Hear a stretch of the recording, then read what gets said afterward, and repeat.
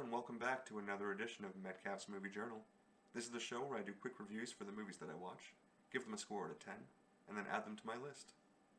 So let's see what movie we're reviewing today.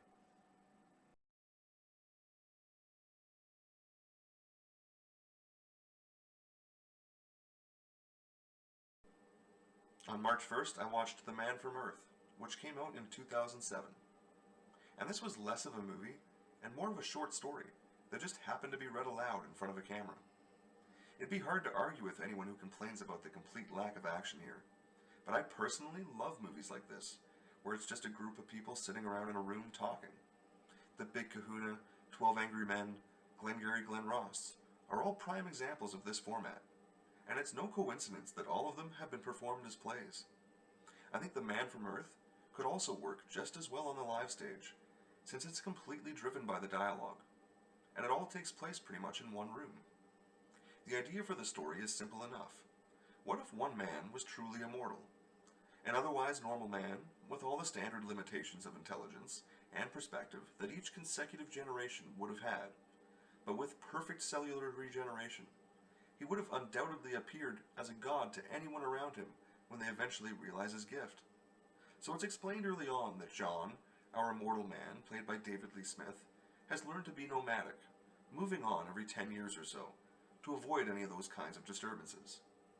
The way this interesting idea gets examined in the movie was super clever, because John is finally willing to give a group of his friends a chance to hear the truth, and that group of friends all happen to be professors of subjects extremely relevant to the conversation. And it's the conversation that becomes the real star of this movie. Having a biologist, a historian, a psychologist, and even a religious scholar all in the room together, examining this wild theory, allows them each to bring a unique perspective to their line of questioning for John. And it makes for a deep, well-developed cross-examination of his story from every conceivable angle.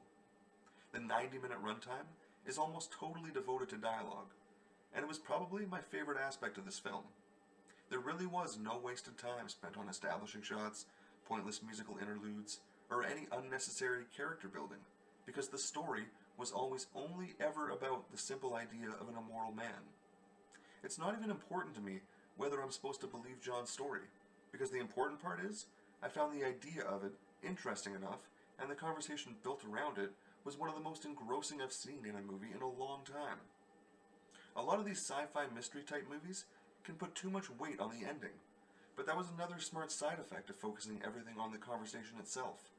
That, and the ending being so heavily foreshadowed early on, make the ending both easy to see coming, but also completely satisfying, because it's the only one that fits. The biggest knock on this one has to be the overall size of it. It just feels like something that could have easily been another Black Mirror episode or Twilight Zone episode. And if I had paid money to see this in theaters, I probably would have been a little bit disappointed. Still though, I'm glad I watched it, because it really was an interesting movie, and I always love a good conversation. I ended up giving it a 7 out of 10, and it landed at number 364 on my list, putting it right here, in between Dr. Strangelove and Weird Science. And as always, thanks for watching. Thanks for watching another edition of Metcalf's Movie Journal. Be sure to click like and subscribe for new videos every week. And if you have a movie that you really want me to watch, be sure to drop me a comment.